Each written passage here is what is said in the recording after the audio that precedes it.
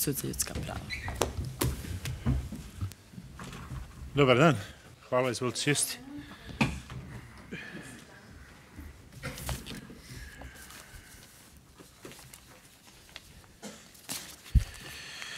Otvaram apelaciju pred Europskim sudom za ljudska prava u predmetu Alen Denis Daniel protiv Bosne i Hercegovine. Sud zasjeda u sastavu.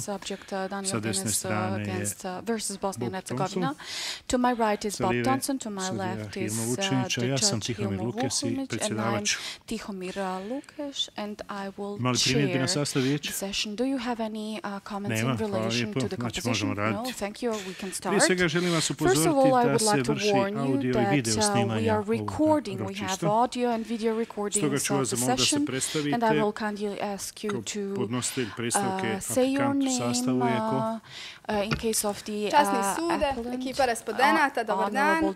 Mi smo apelanti, studenti smo Pravnog fakulteta Univerziteta u Zenici. Ja sam Lila Zilić i ja ću iznijeti argumentaciju u predstavci Alen Denis i Daniel protiv Bosne i Hercegovine. S moje desne strane kolega Kenan Begović, on će iznijeti prvi dio replike na argumentaciju respondenata, a s moje lijeve strane je kolega Vedran Bijelić koji će iznijeti drugi dio replike na argumentaciju respondenata. Časni sude, zahvaljujem. Thank you, Your Honor. Hvala, izvolite vi. Časni sude, hvala. Your Honor, thank you. Slavko Čavka, together with my colleague Mirna Mešić and Anesa Krnić, Pravni fakultet Tuzla, Faculty of Law Tuzla, representing the state of Bosnia and Herzegovina. Dakle, izlaganje aplikanata će biti ograničeno 30 minuta, tu ste vjerovatno upozoreni, s tim što ćete biti upoznati kad se bliže kraju da znate da vam se vrijeme za izlaganje ističe, tako da ćete moći odreagovati na odgovarajući način. I aplikanti i respondenti će imati po 30 minuta, onda ćemo se povući na pauzu 10 minuta i nakon toga ćemo nastaviti rad za sa replikom koja će trajati have the reply, and this will last 10 minutes respectively. So this would be the way how we will work. I would like to warn you that members can ask questions at any moment, so please ask questions to be asked. Don't be confused. Okay, I will kindly ask you to present the situation. Thank you. Časni sude, apelanti Alen, Denis i Daniel podnijeli su predstavku Evropskom sudu za ljudska prava povodom kršenja ljudskih prava i osnovnih sloboda koje su zagarantovane Ustavom Bosne i Hercegovine i međunarodnim dokumentima koje Bosna i Hercegovina ratifikovala i potpisala, onako kako je to pobliže faktički i pravno objašnjeno u činjeničnom stanju. Naime, prilikom samog argumentovanja povrede ljudskih prava polazimo od izjave koja se odnosi na član 35 stav 1 Evropske konvencije za zaštitu ljudskih prava i osnovnih sloboda. Naime, u ovom članu regulisani su uslovi dopustivosti. Predstavke pred Evropskim sudom za ljudska prava. Prvi od uslova jeste iscrpljenost domaćih pravnih lijekova. U konkretnom slučaju, apelanti Alen, Denis i Daniel osuđeni su presudom Suda Bosne i Hercegovine na kaznu od 10 godina zatvora. Nakon toga podnijeli su žalbu apelacionom vijeću Suda Bosne i Hercegovine, koje je istu žalbu odbilo i potvrdilo presudu prvostepenog suda. Nakon toga, apelanti ulažu apelaciju Ustavnom sudu za ljudska prava, te Ustavni sud za ljudska prava donosi odluku o dopustivosti meritumu gdje odbija žalbu, odnosno apelaciju apelanata, te potvrđuje prvostepenu presudu. Nakon toga, apelanti podnose predstavku Evropskom sudu za ljudska prava. Shodno tome smatramo da su iscrpljena sva domaća pravna sredstva, te da je apelacija po ovom podredu člana 35 stav 1 dopustiva. Drugi od uslova dopustivosti predstavke pred Evropskim sudom za ljudska prava jeste rok od 6 mjeseci. Naime, u činjeničnom stanju nije navedeno da je ovaj rok prekoračen, tako da smatramo da je uslov rok od 6 mjeseci i u ovom slučaju ispunjen. Nakon formalnih uslova prelazimo na argumentovanje povreda ljudskih prava i osnovnih sloboda. Prije svega, apelanti se žale da je određenim radnjama povrijeđeno njihovo pravo na privatnost zagarantovanu članom 8 Evropske konvencije za zaštitu ljudskih prava i osnovnih sloboda.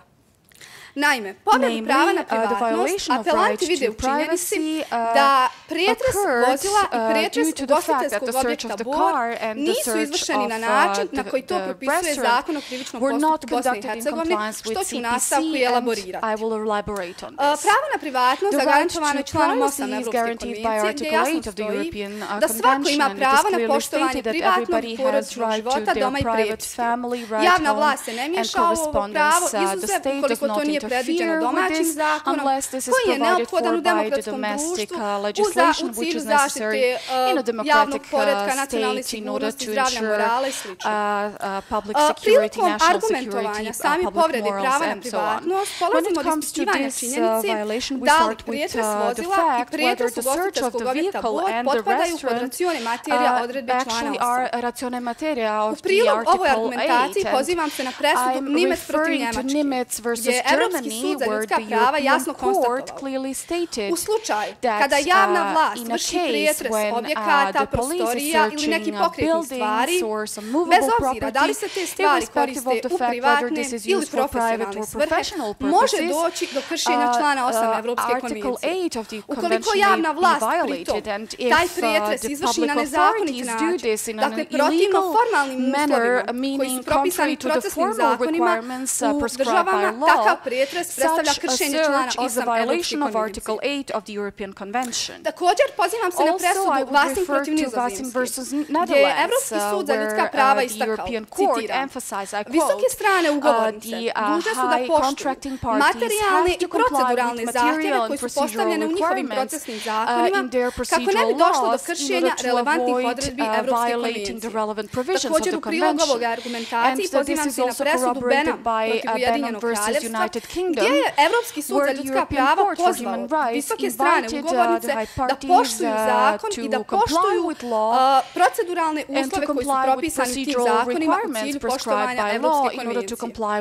U zaključku pozivam se na presudu Amur protiv Francuske, gdje je Evropski sud za ljudska prava jasno istakao, citiram, visoke strane ugovornice moraju da poštuju svoje formalne zahtjeve postavljene u procesnim zakonima. Stoga, svaka naredba za pretres mora imati osnov u domaćem zakonu koji je kompatibilan sa vladavinom prava, dovoljno jasan, dovoljno pristupačan kako bi se izbjegao rizik od proizvodnog odlučivanja. U konkretnom slučaju izdata je naredba, usmena naredba za pretres vozila i za pretres ugostiteljskog objekta Bor. Ovakva naredba ima uporište u Zakonu o krivičnom postupku Bosne i Hercegovine u članu 56 stav 2. Naime, zahtjev za izdavanje usmene naredbe za pretres može se podnijeti sudu i telefonom, radio vezom ili nekim drugim sredstvom elektronske komunikacije. Međutim, ukoliko je podnesen zahtjev za izdavanje usmene naredbe za pretres, sudija dalje tog razgovora mora da zabilježi. U slučaju kada se koristi zvučni ili stenografski zapisnik, zapisnik se mora prepisati i ovjerena kopija se mora predati sudu u roku 24 sata. U konkretnom slučaju, sudija je izdao usmenu naredbu za pretres vozila i za pretres ugostiteljskog objekta Bor. Pritom, sudija nije sačinio službenu zabilješku, dakle nije sačinio prijepis razgovora sa tužiteljem u roku 24 sata kako je to propisano Zakonom o krivičnom postupku, konkretno članom 56 stav 2 Zakona o krivičnom postupku. Ovdje naglašavam da Zakon o krivičnom postupku ne određuje formu kroz koju se bilježi pomenuti razgovor sa tužiteljem, međutim, u slučaju da je izdata usmena naredba za pretres, sudija mora dalje tog razgovora da zabilježi i da originalan oblik u kome je sačinjen razgovor, prijepis razgovora sa tužiteljem i zapisnik preda sudu u roku od 24 sata od dana izdavanja naredbe. U konkretnom slučaju časni sud to nije učinjen. U prilog ovoj argumentaciji pozivam se na presudu Gavgen protiv Njemačke, gdje je Evropski sud za ljudska prava istakao da svaki put kada javna vlast vrši pretres određenih objekata, mora da poštuje proceduralne uvjete postavljene u zakonu. Ukoliko javna vlast izvrši pretres nekog objekta ili neke osobe, ne poštujući formalne uslove postavljene u zakonu, tada javna vlast krši odredbe procesnog zakona, a neminovno krši odredbe Evropske konvencije. Također, želim istaći da u skladu sa članom 57 Zakona o krivičnom postupku Bosne i Hercegovine, ukoliko se podnosi zahtjev za izdavanje usmene naredbe za pretres, tada tužitelj mora da pročita naredbu za pretres sudiji za prethodni postupak, sudija može da je odobri, nakon toga pretres se može izvršiti. Međutim, sudija je dužan da napravi kopiju zapisnika i prijepisa razgovora sa tužiocem i ova stavka je conditio sine qua non. U konkretnom slučaju, prijepis razgovora sa tužiteljem i predaja istog sudu u roku od 24 sata nije učinjena, u čemu vidimo povrede procesnog zakona. Drugi vid povrede prava na privatnost vidimo govorite o povredi when you mention the violation of the right to privacy, Article 8, and when you analyze this from the viewpoint of this verbal warrant, search warrant, have you maybe analyzed some other issues that would actually corroborate this? Have you, for example, analyzed the practice of the Constitutional Court of Bosnia and Herzegovina? Do you have anything confirming what you are stating? When working on this, we analyzed the practice, the case law of the Constitutional Court of Bosnia and Herzegovina, and we have found out that this is the case when public authorities do not comply with procedural requirements. For example, the violation of the family life and home. But are you informed about the decision Nikica Nežić? This is AP2980. I'm not sure. Jeste li upoznati sa odlukom about the decision Michael versus Russia? That's European Court of Human Rights. Čini mi se da tu nismo u našim podnescima, ali mogu spomenuti presude koje smo mi koristili. A tiču se mention the verdicts that we used. Okay, continue. Thank you. Drugi vid povrede prava na privatnost, apelanti vide u činjenici da je pretres ugostiteljskog objekta Bor izvršen bez prisustva dva punoljetna svjedoka. Naime, u skladu sa članom 60 stav 4 Zakona o krivičnom postupku Bosne i Hercegovine, propisano je da prilikom pretresanja stana i ostalih prostorija moraju biti prisutna dva punoljetna građanina kao svjedoka. U konkretnom slučaju, pretres ugostiteljskog objekta Bor prisustvovao je komšija koji je bio punoljetan, te sin osumnjičenog Danijela koji nije bio punoljetan. Konkretno imao je 17 godina i 11 mjeseci. Na osnovu toga zaključujemo da je član 60 stav 4 Zakona o krivičnom postupku povrijeđen. Također želimo istaći da je prisustvo svjedoka prilikom izvršavanja radnje pretresa obavezno, budući da oni služe kao određena vrsta garancije zakonitosti provođenja takve radnje, te da u slučaju naknadnog osporavanja radnje pretresa, ovi svjedoci se mogu pojaviti kao dokazno sredstvo. U konkretnom slučaju, ovlaštena službena lica nisu obezbijedila prisustvo dva punoljetna svjedoka, budući da su znali koliko je situacija komplicirana, za koja krivična djela se terete osumnjičeni, budući da su bili upoznati sa cjelokupnom situacijom, smatramo da su trebali da obezbijede dva punoljetna svjedoka prije pretresanja, odnosno da ih povedu sa sobom. Međutim, kako iz činjeničnog stanja proizilazi, pretpostavljamo da su se ovlaštena službena lica oslonila da će na licu mjesta pronaći dva punoljetna svjedoka, međutim to nije učinjeno jer je prisutio jedan punoljetan svjedok i drugi sin od osumnjičenog. Stoga vidimo povredu člana 60 stav 4. Također pozivamo se na odredbe člana 83 Zakona o krivičnom postupku Bosne i Hercegovine, koji jasno ukazuje da kao svjedok pri radnji pretresa ne mogu da se pojave osobe koje u konkretnom slučaju mogu biti oslobođene dužnosti svjedočenja ili isključenog svjedočenja. U ovom slučaju bio je sin od osumnjičenog, koji u skladu sa članom 83 Zakona o krivičnom postupku može da bude osoba koja je oslobođena od svjedočenja. Dakle, ne postoji niti jedan pravni osnov prema kome bi sin od osumnjičenog mogao biti svjedok prilikom radnje pretresa ugostiteljskog objekta Bor. U prilog tome pozivamo se na presudu Hani i Megaus protiv Irske, gdje je Evropski sud za ljudska prava istakao, citiram, prilikom radnje pretresa ovlaštena lica treba da obezbijede svjedoke onako kako je to propisano procesnim zakonima. Ukoliko radnjama pretresa ne prisustvuju svjedoci, znači da se takvim radnjama pretresa može osporavati zakonitost, jer jer upravo dva punoljetna svjedoka daju garanciju zakonitosti izvršenja ove radnje dokazivanja. U konkretnom slučaju vidimo da ovlaštena službena lica nisu ispoštovala odredbe člana 60 stav 4 Zakona o krivičnom postupku Bosne i Hercegovine, u čemu neminovno vidimo povredu odredaba Zakona o krivičnom postupku te povredu Evropske konvencije. Nakon ovoga želimo istaknuti da su apelanti također žale na povredu prava na prepis. Naime, apelanti povredu prava na prepisku vide u činjenici da je prilikom pretresa ugostiteljskog objekta Bor oduzeta pisana korespondencija između advokata i osumnjičenog. U prilog tome prvo se poziva na presudu Fox Campbell Hartley protiv Ujedinjenog kraljevstva, gdje je Evropski sud za ljudska prava istakao da ukoliko javna vlast oduzme korespondenciju između osumnjičenog i advokata, može doći do miješanja u pravo na privatnost.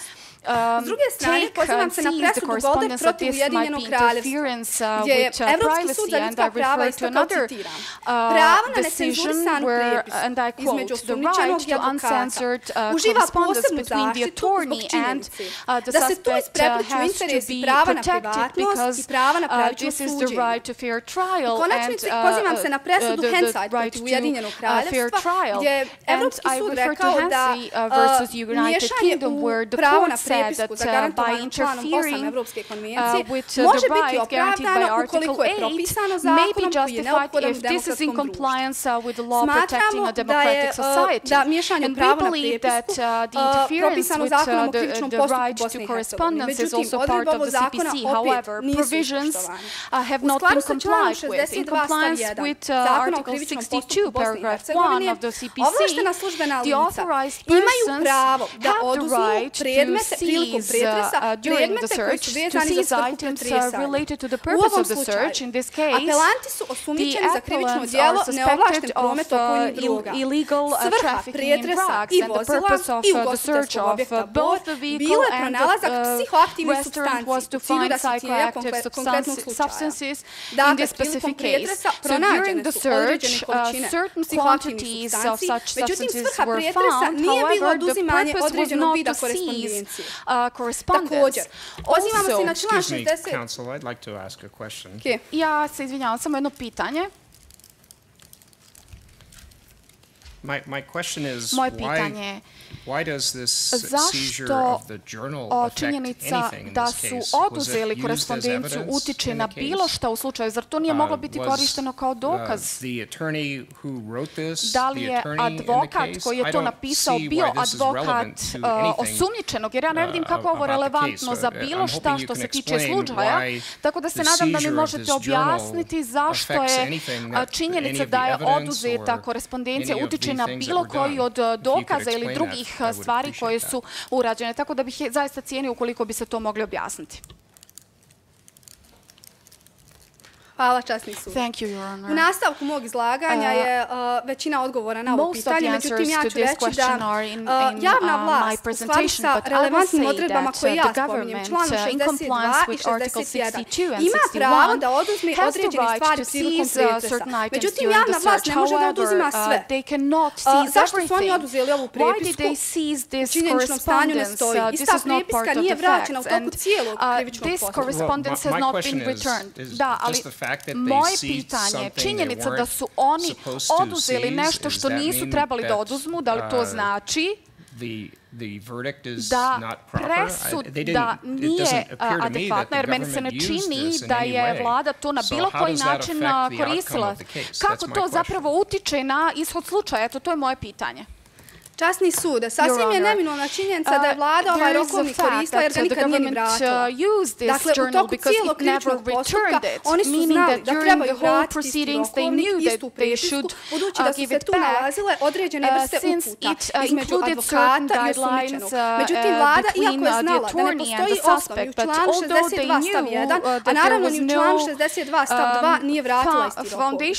Prilog tome pozivam se na član 62 stav 2, gdje jasno piše da this, and I refer to these articles because they prescribe that it is possible for the police to take certain items that point to other criminal offenses, but in this case, the authorized person should had to find this journal, to read it, to open it, and after having seen that this is the correspondence between the attorney and the suspect, they seized this, but this was nothing pointing to another criminal offense, because in this case, the prosecutor would have acted in compliance with this. However, no proceedings were initiated for the facts found in this journal, and later on, when the prosecutor found no grounds to initiate proceedings or keep the journal, they should have returned it. However, the authorized persons failed to do this. After this argument, I would go over to the violation of the right to a fair trial, and the right to a fair trial is prescribed by Article 6 of the European Convention that states that everyone has the right to a public discussion and fair trial before an unbiased court. And the violation in this case happened due to the fact that the statement of the suspect made was made without the presence of the attorney, and this was used as evidence during the hearing and also as basis for the verdict. We believe that in this case, Article 78, paragraph 2, item C was violated, which defines that the suspect has the right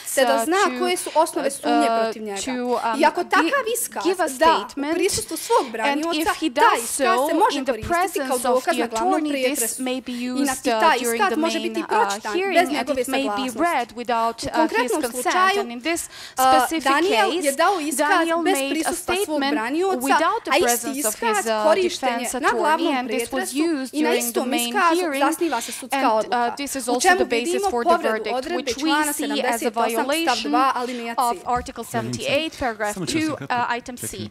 Let me just interrupt you. I have a question. When the suspect, Daniel, was questioned for the first time by the police at the police station, he was questioned because of the suspicion that he committed a crime in relation to Article 250, paragraph 2. So,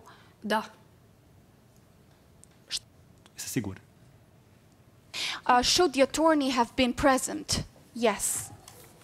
Are you sure about this?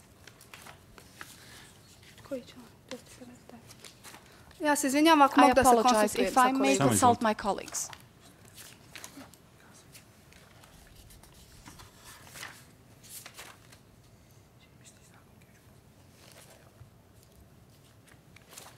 Obratite pažnju na član 45, stav 1. Pay attention to Article 45, paragraph 1.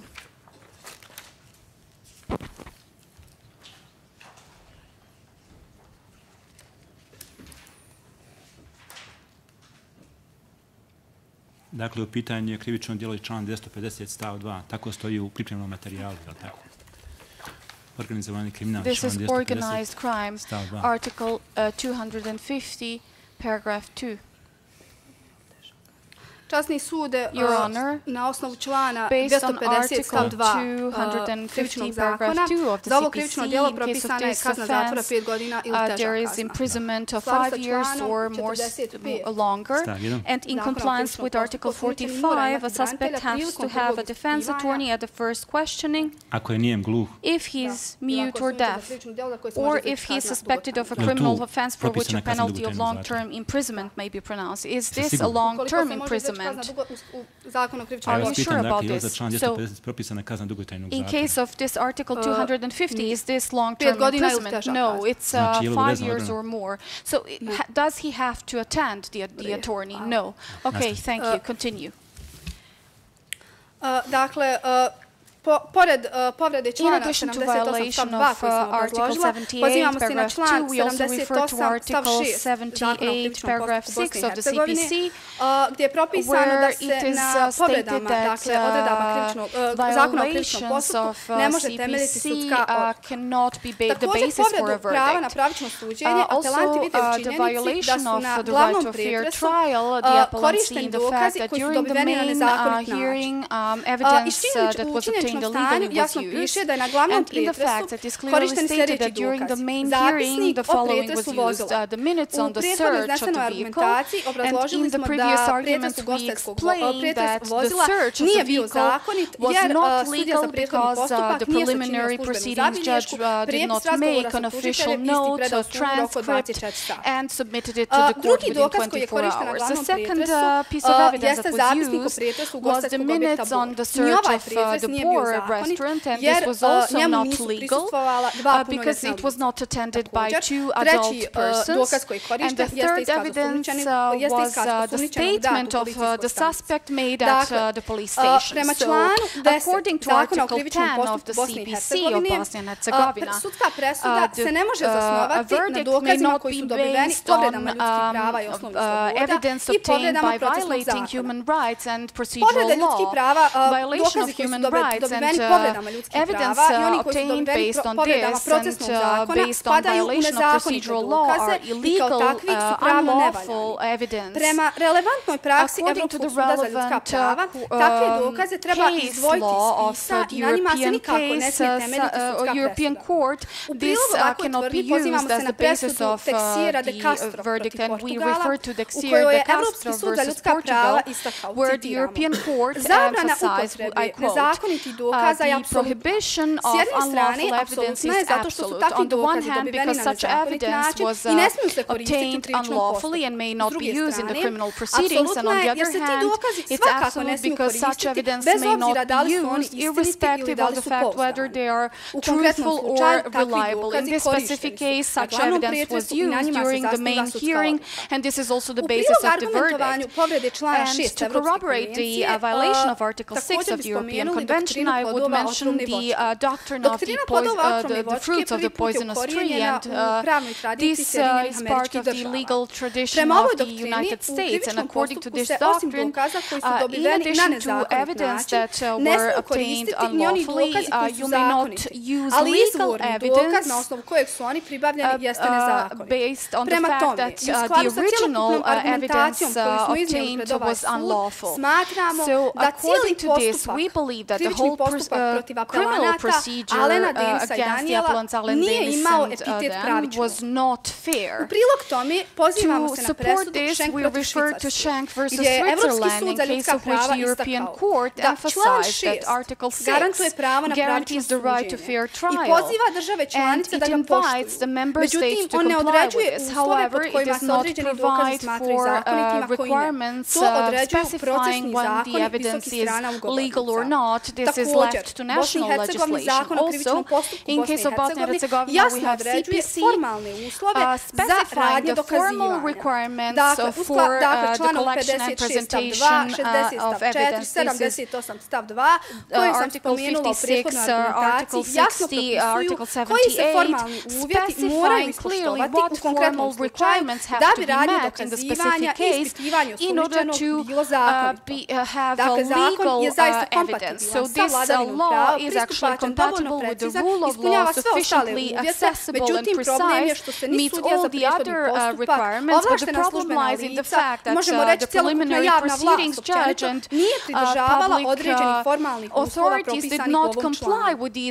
Na kraju svog izlaganja želim istaknuti stav Evropskog suda za ljudska prava, gdje se jasno ističe da precedentno pravo suda poziva visoke strane ugovornice na poštovanje ljudskih prava i osnovnih sloboda, koji su zagarantovane, konkretno u Bosni i Hercegovini zagarantovane Ustavom Bosne i Hercegovine i međunarodnim dokumentima koje je Bosna i Hercegovina ratifikovala i potpisala.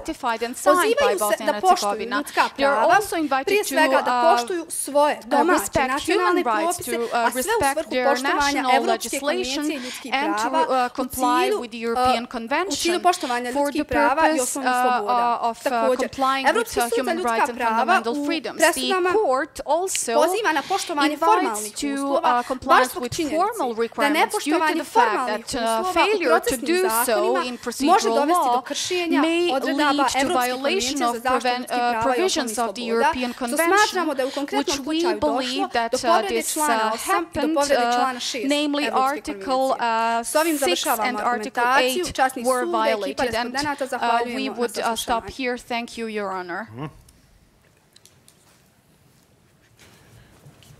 Možemo nastaviti, izvolite. Hvala, časni sude. Ovako. Država svoje izlaganje započinje izlaganjem člana 35 Evropske konvencije o ljudskim pravima i osnovnim slobodama. Član 35 se tiče dopustivosti aplikacije pred Državnim sudom. Da bi sud prihvatio jednu aplikaciju, odnosno oglasio je dopustivom, potrebno da se ispune određeni uslovi. Prvi od tih uslova je iscrpljenost domaćih pravnih lijekova. Pošto su se aplikanti obratili žalbom apelacionom vijeću suda Bosne i Hercegovine te apelacijom Ustavnom sudu Bosne i Hercegovine, smatramo da su svi unutrašnji pravni lijekovi iscrpljeni te zadovoljeni prvi od uslova za dopustivost aplikacije. Sljedeći uslov aplikacije je da ona ne bude anonimna.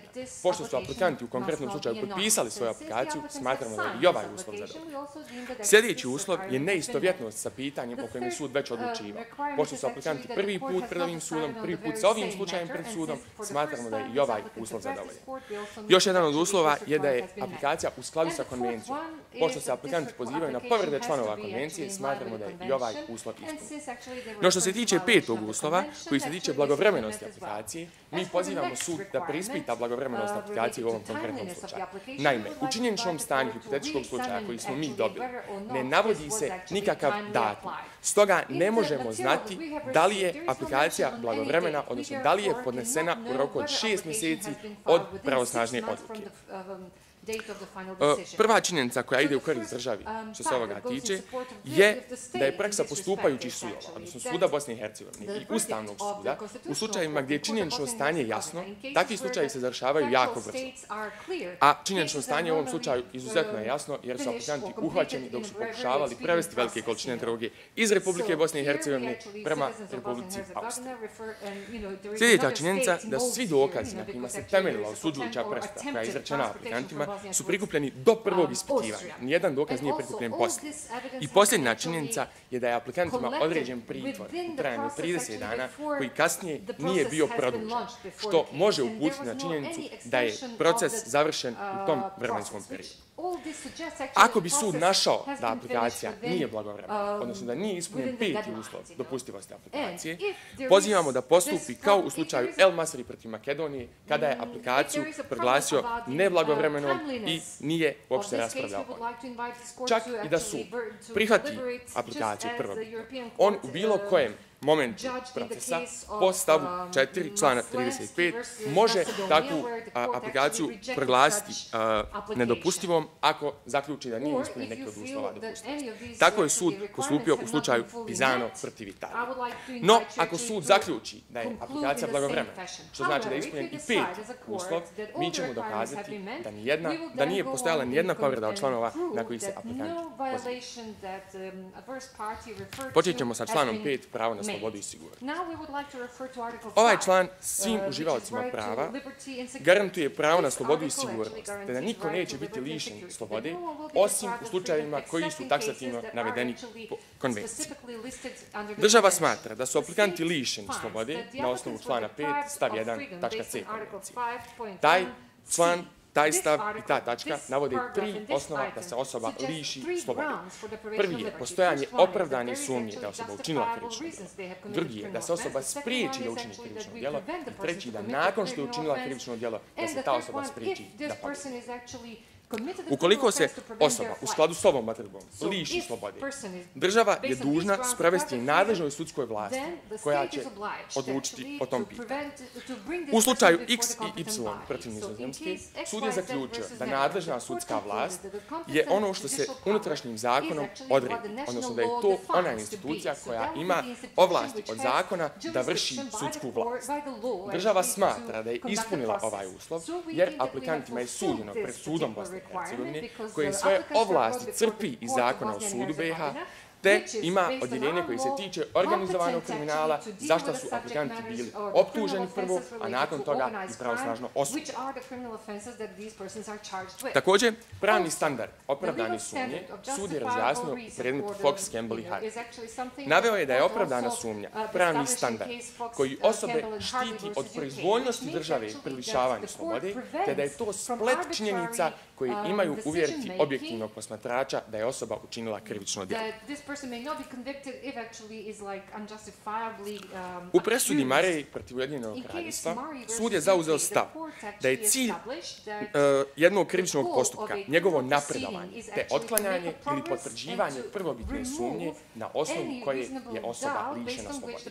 U slučaju Brogan protiv Ujedinjenog kraljevstva sud je zaključio da sumnja na kojoj se temelji osuđujuća presuda nikako nije istog stepena kao sumnja na osnovu koje je osoba lišena slobode, nego ona mora biti znatno veća. Mi ćemo dokazati da je država ispunila ove uslove. Evropska konvencija o ljudskim pravima daje potpuni primat pri određivanju šta je zakonito lišenje slobode nacionalnim zakonom. U Bosni i Hercegovini to je zakon o krivičnom postupku. Zakon o krivičnom postupku definiše lišavanje slobode na osnovu osnova sumnje. Osnovi sumnje u konkretnom slučaju proizilaze iz poziva anonimnog pozivatelja koje je Državna agencija za sigurnost provjerila te su se ispostavili tačnima. Na osnovu toga aplikanti su lišeni slobode.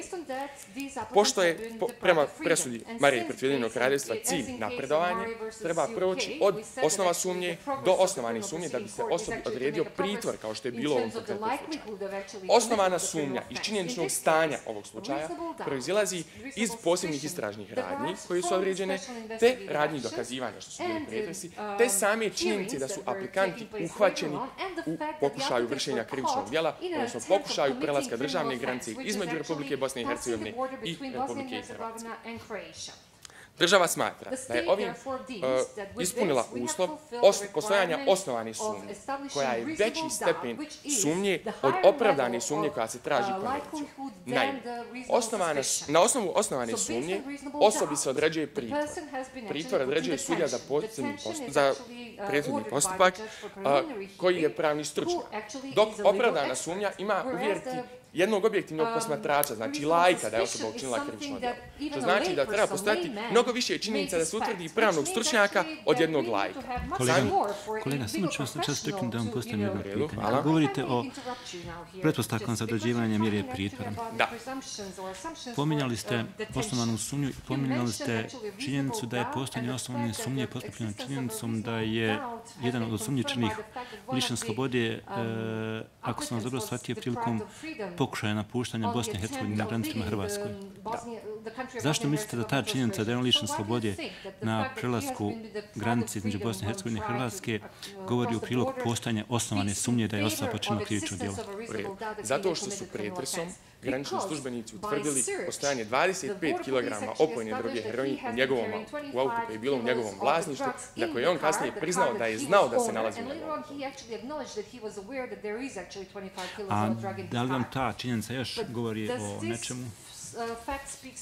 Da je lišen slobode na prelasku granice i tako dalje?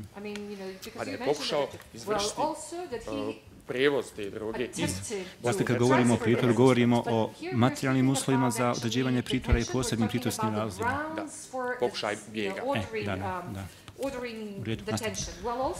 Znači, samim tim država smatra da je dokazala postojanje osnovane sumnje koja je viši stepen od opravdane sumnje. Samim tim opravdana sumnja se podrazumijeva i samim tim nema kršenja člana 5 Evropske konvencije. Postoji praksa u Bosni i Hercegovini sličnih slučajeva, recimo Šljivo protiv Republike Srpske, kada je Dom za ljudska prava presudio da nije postojalo kršenje člana 5 konvencije, iako je aplikant lišen slobode nakon što je navodno pokušavao vratiti nagaznu minu koju je našao. Stav 2 člana 5 Evropske konvencije tiče se pružanja zaštite aplikantima predočavanjem svega onoga što im se stavlja na teret, odnosno onoga za što ih država teret. U predmetu Fox, Campbell i Hartley sud je zauzeo stav da ako je to očito iz činjeničnog stanja, ako proizilazi iz činjeničnog stanja, da se osobi ne mora objašnjavati zbog čega je lišena slobode. U ovom konkretnom slučaju imamo upravo tu situaciju. Aplikanti su pokušali prevesti velike količine droge te su priznali da su poznavali činjenicu da je ona bila skrivena u njihovom autu. Također, po istoj presudi potrebno je dati pravnu kvalifikaciju krivičnog djela koji se stavlja na teret osumnjičenim. To je država učinila na sljedeći način, što je prilikom prvog ispitivanja aplikantima je rečeno da im se stavlja na teret neovlašten promet opojnim drogama u vezi sa krivičnim djelom organizovanih kriminala. Smatramo da je država ispunila i ovaj uslov. Također sljedeća činjenica... I have a question, counsel. Therefore, they were actually informed of all necessary details. What is required before an oral warrant can be granted as opposed to a written order from the court? Is there a necessary showing of some urgency?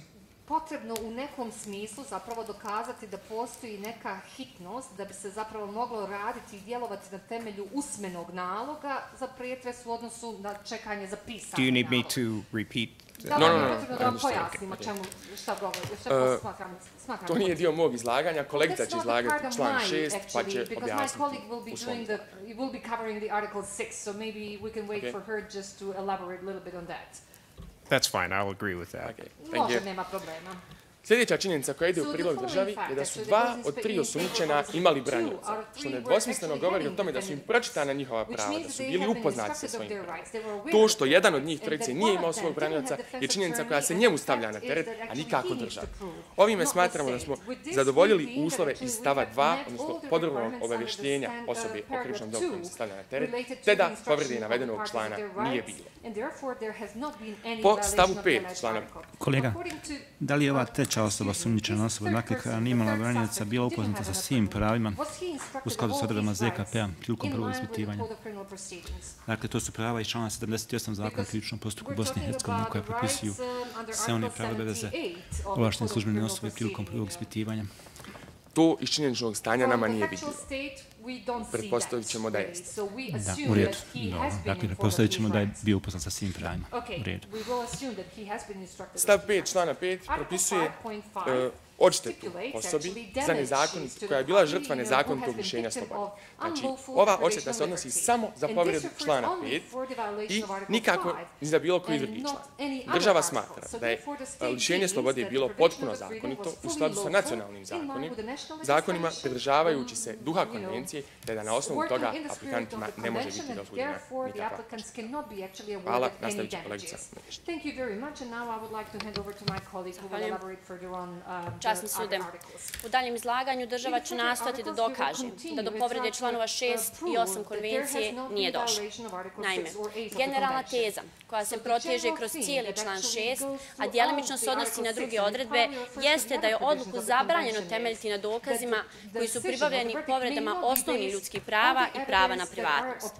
Ovakva pravičnost sudskog postupka uključuje više procesnih garancija od kojih se mogu istaći pravo na pristup sudu, usmenost i kontradiktornost rasprave te donošenje odluke u razumnom roku. Međutim, iako se konvencijom garantuje pravičnost cijelog postupka, ta ista konvencija ne propisuje pravila o prihvatljivosti dokaza. Ova pravila regulišu se prvenstveno nacionalnim zakonom. Pravni tim podnositelja predstavke dalje navode da je pretres motornog vozila nezakon, s obzirom na to da nije postojala pismena naredba za pretres vozila, nego samo usmena. Ovom prilikom iskoristila bi priliku da odgovori na pitanje časnog suda koje je postavljeno kolegi u prethodnom izlaganju. U konkretnom slučaju, u članu 58 Zakona o krivičnom postupku, koji definiše sadržaj naredbe za pretresanje, u tački F navodi se da je mjesto izvršenja naredbe jedan od elemenata naredbe za pretresanje. S obzirom da se radilo u automobilu u pokretu, to jest izvršen je pretres u pokretu, smatramo da se nije tačno moglo odrediti mjesto pretresa, te stoga postojanje pismene naredbe u konkretnom slučaju nije bilo moguće. Časni sud. Excuse me, counsel. I actually would like to ask some question about this. It was the car that was going to be searched, though, right? Not some other place. Časni sud je pretreseno je motorno vozilo prilikom neposredno prije prelaska državne granice, a također došlo do pretresa ugostiteljskog objekta Bor, što ću dalje da u narednom izlaganju da objasnim. Yes, I would like to ask you some more questions, though, about the search of the car. Isn't it true that the police were listening to conversations and they knew that this car was going to be going to Austria on the 1st of April, and that they knew from the information that they had that before the event, I mean, this is something they knew ahead of time. Why couldn't they get a written order?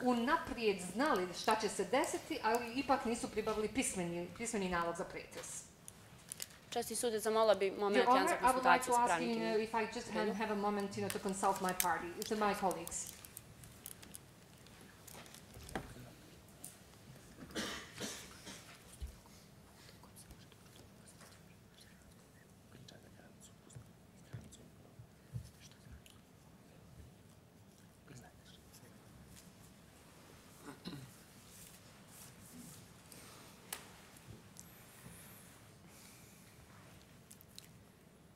Časni sude, u konkretnom slučaju od Sarajeva do Republike Austrije moglo je da postoji više različitih puteva koji su isti mogli da prijeđu granicu. Te stoga nije bilo tačno navedeno gdje. Bilo je poznat datum, 1. april, ali nije bilo tačno navedeno na kojem graničnom prelazu će se prijeći i kojim putem će se zaista poći. Stoga smatramo da je ovdje izostavljen najbitniji aspekt cijelog ovog pretresa kao i sam osnov za ovaj pretres, a to je da je to pretresanje izvršeno ipak neposredno prije prelaska graničnog prijelaza.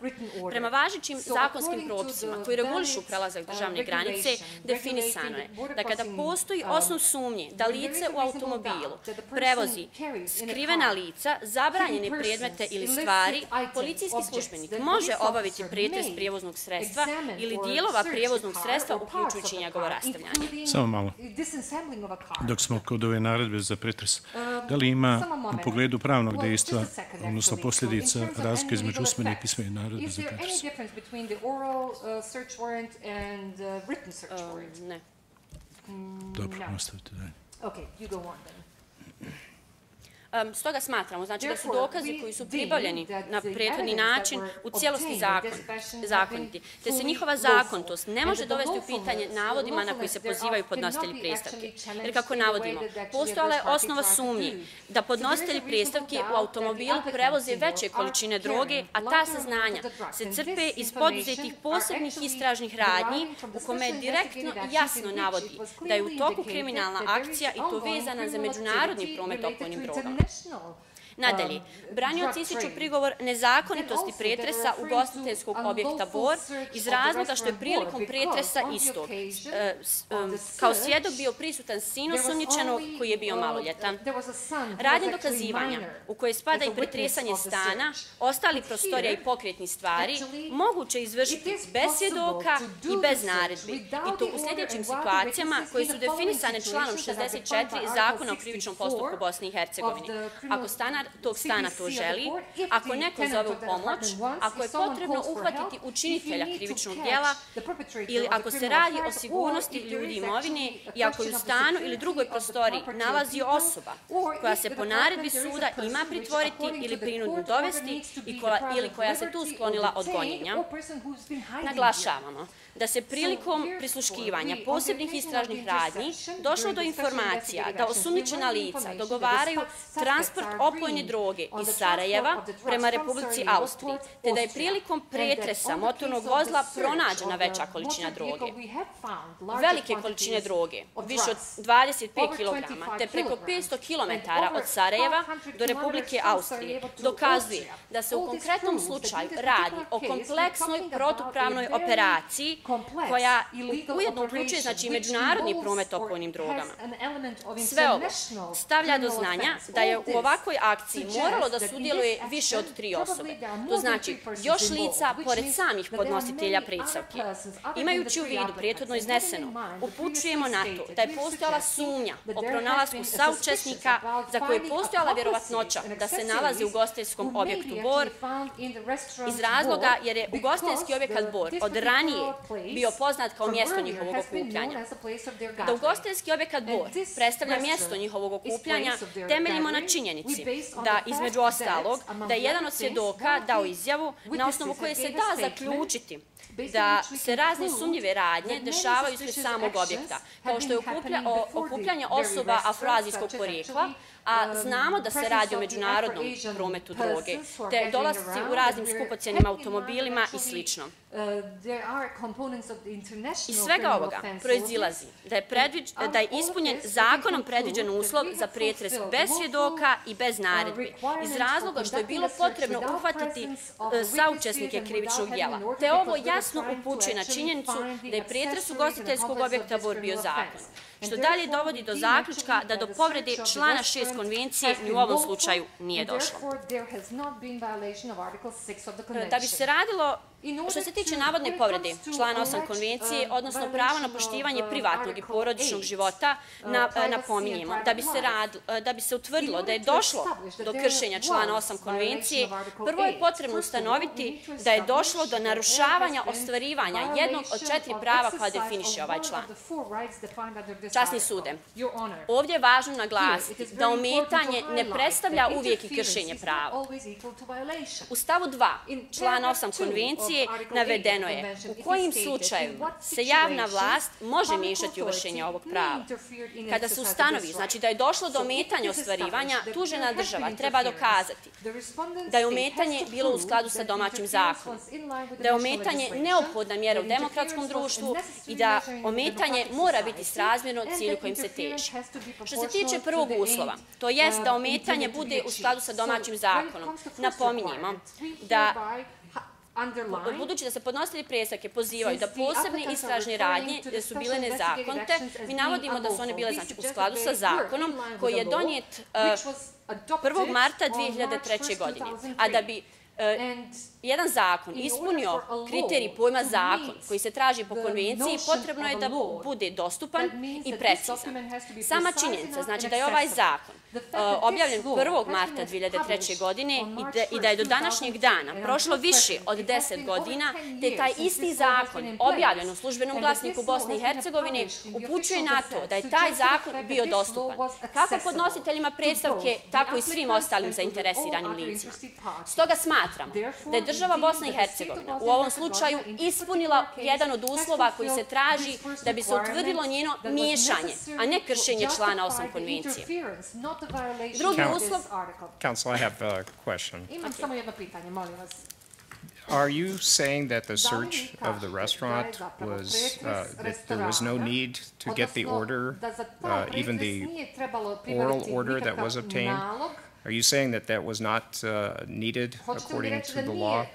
And also that because of that, that there was no need to have any witnesses there? Is that what your position is? Je li to vaš stav?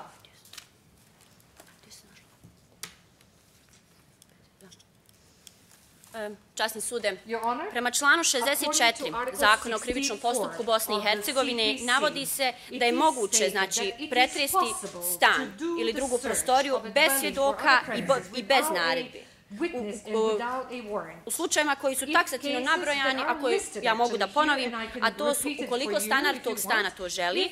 No, that's not necessary. I think you've answered that part of my question, but what you have said is that this is justifiable because of the complicated nature and the fact that evidence might be destroyed. Is that what I understand?